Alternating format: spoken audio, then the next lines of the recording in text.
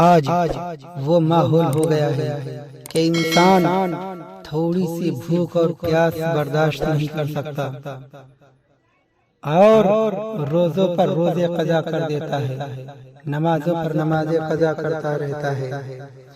میرے دوستوں، کچھ پیاس برداشت کر لیا کرو، دنیا میں بھی کامیاب ہو جاؤ گے اور آخرت میں بھی کامیاب ہو جاؤ گے۔ پیاس کیا ہوتی ہے آؤ میں بتاتا ہوا چلو۔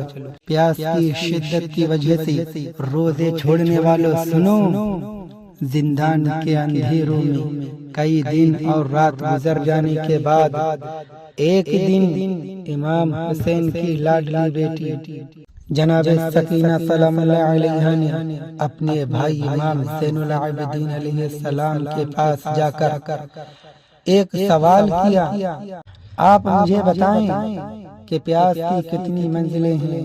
اللہ اکبر اللہ اکبر۔ حضرت سکینہ سلام اللہ علیہ کا یہ سوال سن کر حضرت زینب تڑپ گئیں۔ آگے بڑھ کر جناب سکینہ سلام اللہ علیہ کو گود میں اٹھایا، پیار کیا اور کہا کہ میری بچی تو ایسا کیوں پوچھتی ہے؟ امام سجاد علیہ السلام نے کہا، پھوپھی اماں، سکینہ نے یہ سوال اپنی وقت کے امام سے کیا ہے اور مجھ پر یہ لازم ہے کہ میں اس کے سوال کا جواب دوں۔ امام نے فرمایا، میری بہن سکینہ، پیاس کی کل 4 منزلیں ہوتی ہیں۔ پہلی منزل وہ ہوتی ہے جب انسان اتنا پیاسا ہو کہ اسے آنکھوں سے دھندلا دھندلا سا دکھائی دے اور زمین اور آسمان کے درمیان کوئی فرق محسوس نہ ہو۔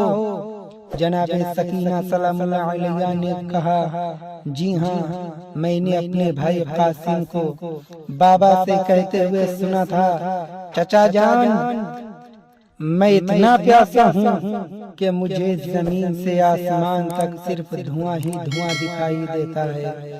اللہ اکبر اللہ اکبر۔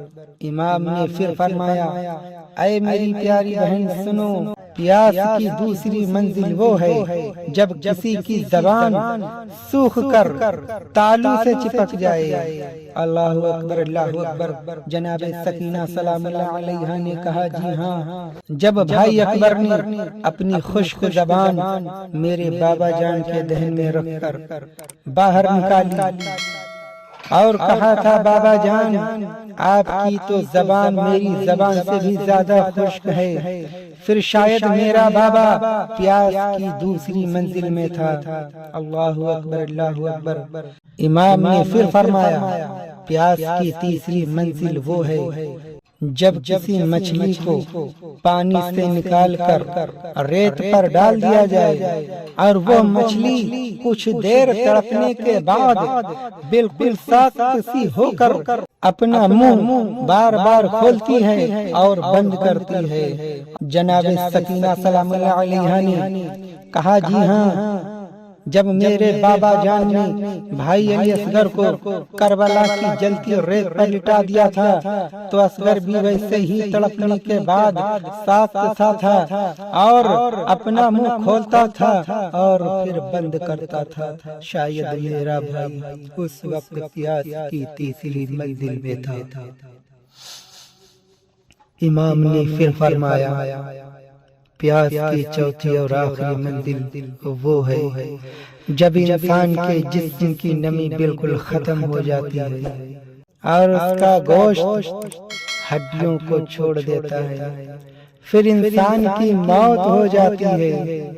اتنا سن کر سکینہ سلام اللہ علیہ نے اپنے ہاتھوں کو امام کے آگے کیا، میرے بھائی سجاد، دیکھو میرے جسم کے گوشت نے ہڈیوں کا ساتھ چھوڑ دیا ہے، میں شاید پیاس کی آخری منزل بھی اور عنقریب میں اپنے بابا جان کے پاس جانے والی ہوں۔ جب سکینہ سلام اللہ علیہ کے یہ الفاظ سن کر قید خانے میں کوہرام برپا ہو گیا۔ میرے دوستو، ہم اور آپ کچھ گھنٹوں کی بھوک اور پیاس برداشت نہیں کر سکتے، ہم اپنے پورے ہوش و حواس میں ہوتے ہیں اور نمازیں قضا کرتے ہیں، روزے چھوڑ دیتے ہیں، لیکن قربان جائیے اہل بیت پر جنہوں نے اپنی پوری زندگی اللہ کی راہ میں خرچ کر دی۔